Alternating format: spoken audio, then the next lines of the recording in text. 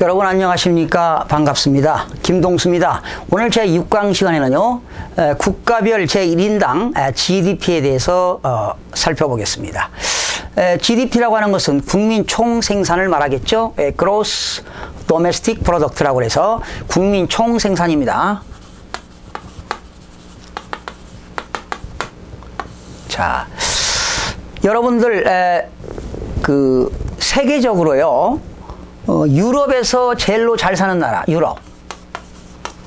여러분, 유럽 국가에서 제일로 잘 사는 나라가 어디라고 생각하십니까?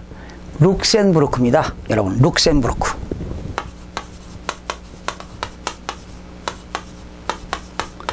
이 룩셈부르크는요, 2015년도 현재입니다. 지금 GDP가 96,269달러입니다.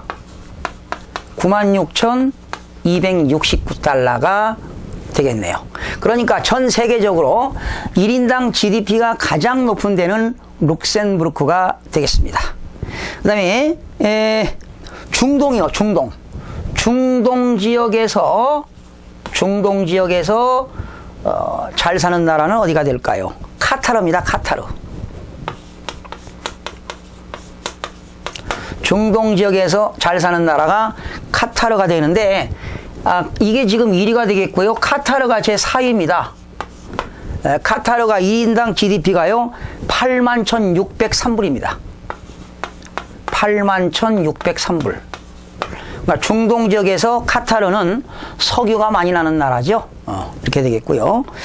그 다음에 북아메리카에는 어디가 될까요? 북아메리카. 북아메리카에서는 미국과 캐나다가 되겠죠. 미국이 1인당 GDP가요, 56,421달러가 되겠네요. 그러나 세계적으로 미국은 몇 위에 들으냐? 7위입니다. 7위. GDP 7위입니다. 그러니까 유럽에서는 룩셈부르크, 중동에서는 카타르가 되겠고, 북아메리카에서는 미국이 되겠습니다. 그러면 아시아에서는 어디가 제일 잘 살까요? 아시아. 우리 아시아에서는요, 어디가 될까요? 일본일까요? 아닙니다. 싱가포르입니다. 싱가포르. 싱가포르가 1인당 GDP가요, 53,604불입니다. 53,604불.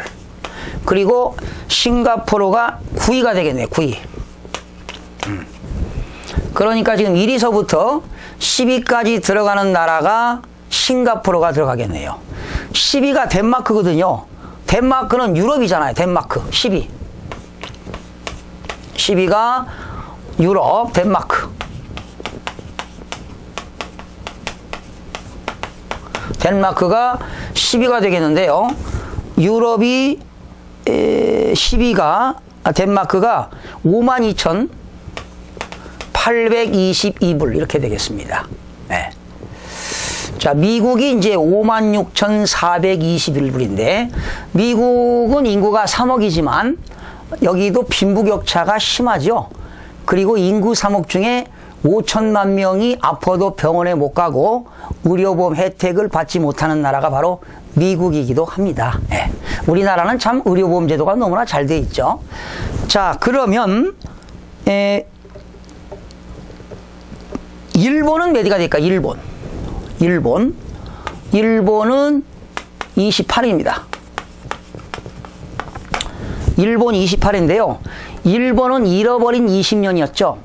일본은 2만 불 시대에서요, 4만 불이 될 때 8년 걸렸거든요.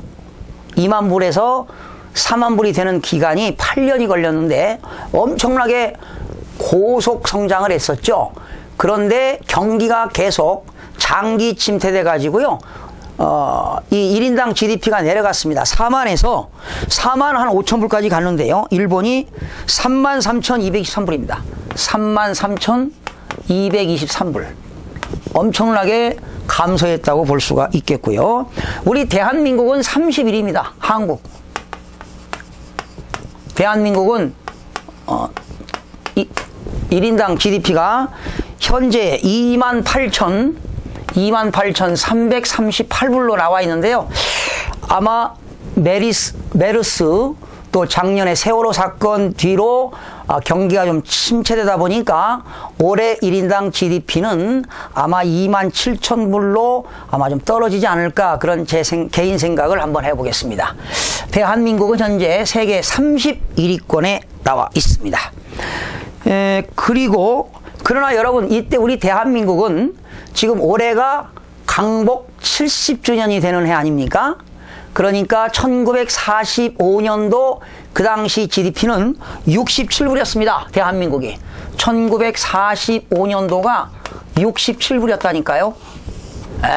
67불에서 28,000불까지 했으니까 수백 배가 경제 성장을 보아왔습니다. 하여튼 대한민국은 광복 후 70년 동안 경제는 폭풍 성장한 것만은 사실입니다. 그리고 그 당시 세계에서 가장 가난한 나라였잖아요. 가난한 나라에서 한강의 기적을 거쳐서, 그리고 지금 1인당 GDP는 31위에 머물고 있지만 제 세계 10대 대국으로, 경제 대국으로 성장을 해가고 있는 것만은 사실입니다. 우리 그 당시 1960년도에는 국민들이 돈벌이가 된다면 독일의 강산도 맞이하지 않고, 그리고 사우디아라비아 사막의 건설 현장으로 80년대만 해도, 또 60년, 70년도에는 그런 전쟁터에도 가리지 않았고, 이렇게 대한민국이 참 억적스럽게 성장한 것만은 사실입니다. 그러나 현재 대한민국은 지금 2만 불 시대에 살고 있지만 4만 불을 가려고 하면 과연 어느 정도 될까? 여러분, 지금은 또한 세계적으로 경제 저성장 시대에 살고 있습니다. 저성장 시대에 살고 있기 때문에 저성장, 저소비, 저투자, 저고용, 저소비, 저임금, 이렇게 여러 가지 그 3저 시대에 살고 있기 때문에 이제는 경제 성장이 고도로 발전되는 그런 시대는 완전히 세계적으로 지났습니다. 2007년 서브프라임, 미국의 서브프라임 모기지 이후에 2008년부터 글로벌 경제위기가 지금까지 한 6, 7년 동안 계속적으로 와가지고 지금 장기 불황으로 가고 있습니다. 프로롱 리세션, 장기 지금 불황으로 가고 있는데요. 자, 여기서 우리나라가 이제 이렇게 급성장을 한 것만은 사실이죠. 그러나 하여튼 아시아에서는 지금 싱가포르, 그리고 일본, 그리고 한국인데요. 그래도 우리 북한은 지금 북한은요, 아프리카에서 그래도 74위를 달리고 있는 나라가 있어요. 가봉이라는 나라. 여러분 아시죠? 가봉은 아프리카 내 현재 9,343불, 만불을 향하고 있는 게 가봉이 되겠고요. 북한에 우리 동포, 이북에 있는 그런 동포도 있습니다만, 북한은 현재 GDP 1인당 GDP가 세계적으로 152위입니다. 152위로서 현재 북한은 한 1,800달러가 되겠네요. 북한 152위 이렇게 되겠는데, 자, 우리는 여기서 이걸 한번 짚어볼 수가 있습니다. 지금 인구는 이제 고령화 시대가 왔기 때문에 인구는 경제활동 인구가 이제 줄어들고 있습니다. 아마 우리나라는 2016년, 2017년도에 가게 되면 비경제활동 인구가 증가하고 경제활동 인구가 감소하는 단계라고 이런 국책기관에서 발표를 하고 있습니다. 여러분 혹시 이런 말 들어보셨죠? 박근혜 대통령께서 대선에 나오실 때 이런 474 공약을, 474 비전을 제시했습니다. 이 474라고 하는 것은, 4라고 하는 것은 4% 경제 성장률이죠. 4%의 경제 성장률과 그리고 70%의 뭡니까? 고용률을 말하죠. 고용률. 고용률. 그리고 4%는 이 4는 4만 불씩입니다. 4만 불. 현재 우리가 27,000불, 불에 살고 있는데요. 이렇게 4만 불에 가는 데는 말이죠. 4만 불에 가는 데는 나라마다 2만 불에서 4만 불을 가는 데는 시간이 상당히 많이 걸립니다. 제가 나라별로 한번 조사를 해봤는데요.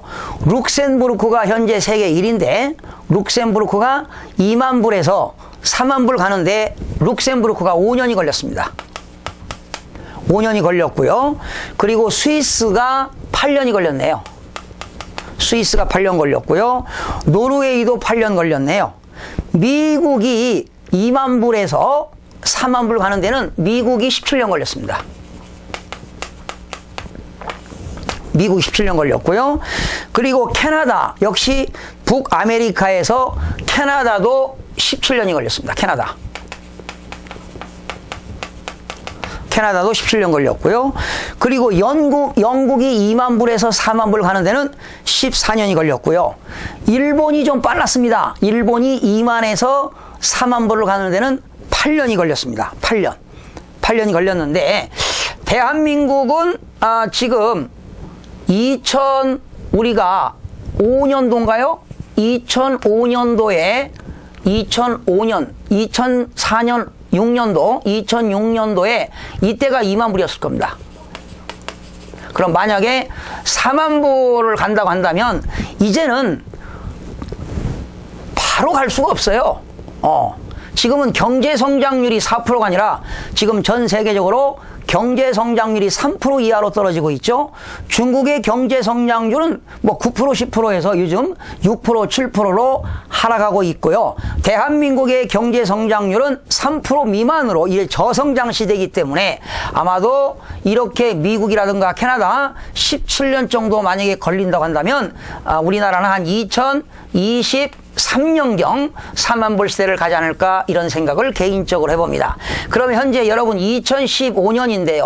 앞으로 7, 8년 후에는 대한민국도 4만 불 시대가 열린다 이런 얘기죠. 그러나 아마 이런 저성장 시대가 오지 않았고 글로벌 경제 위기가 오지 않았다고 한다면 대한민국도 뭐 2020년도 안에 4만 불로 진입을 했을 거라고 예상이 되지만 이제는 세상이 완전히 바뀌었습니다. 이런 저성장 시대가 돌입했기 때문에 아마 대한민국도 4만 불이 가려면 제 개인적인 생각인데 아마 한 2023년 정도 되지 않을까 생각이 되집니다. 여러분 과거에 이명박 정부인가요? 그때도 뭐 경제 성장률 7%, 그리고 1인당 국민소득 4만 불, 그리고 대한민국은 7대 경제 대국으로 가겠다 해가지고 이명박 대통령이 747을 그런 제시한 바도 있었습니다. 747 비전 또는 박근혜 대통령께서는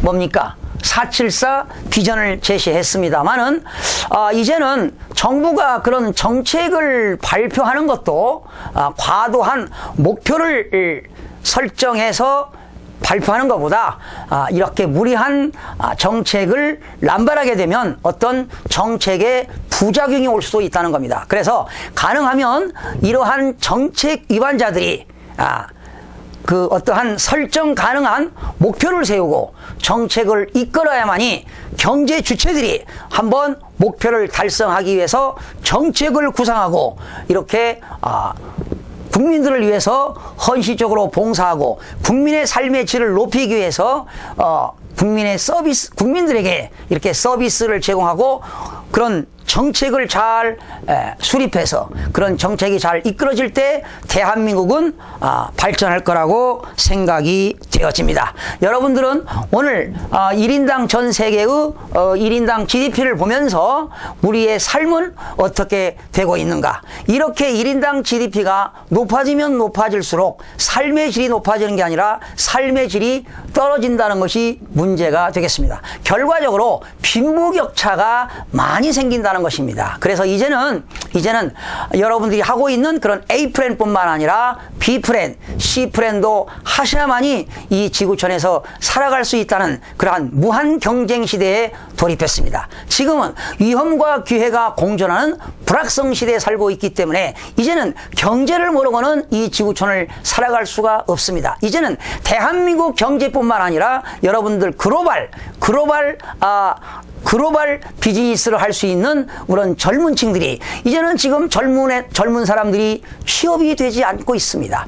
이제는 50대, 60대 이러한 분들이 취업 전선에 나가다 보니까 젊은이들이 일할 자리가 자꾸 줄어들고 있습니다. 지난 5강 시간에 로보틱스 디바이드에서 말씀드렸듯이 이제는 새로운 일자리가 창출되지가 않습니다. 어쩌면 그 부호에 지나지 않을 수 있기 때문에 여러분 개개인들이 누구를 믿지 말고 여러분 스스로가 셀프 디벨롭먼트, 자기 개발을 통해서 무한히 노력하고 경주하고 질주하고 이러한 통찰력을 키우시고 이제는 전 세계로 나가서 비즈니스를 할 수 있는 역량에 여러분 초점을 맞추시고 최선을 다하셔야만이 이 지구촌을 살아갈 수 있다는 이야기를 해보면서 오늘 강의를 마치도록 하겠습니다. 여러분 대단히 고맙습니다. 다음 시간에 찾아뵙겠습니다.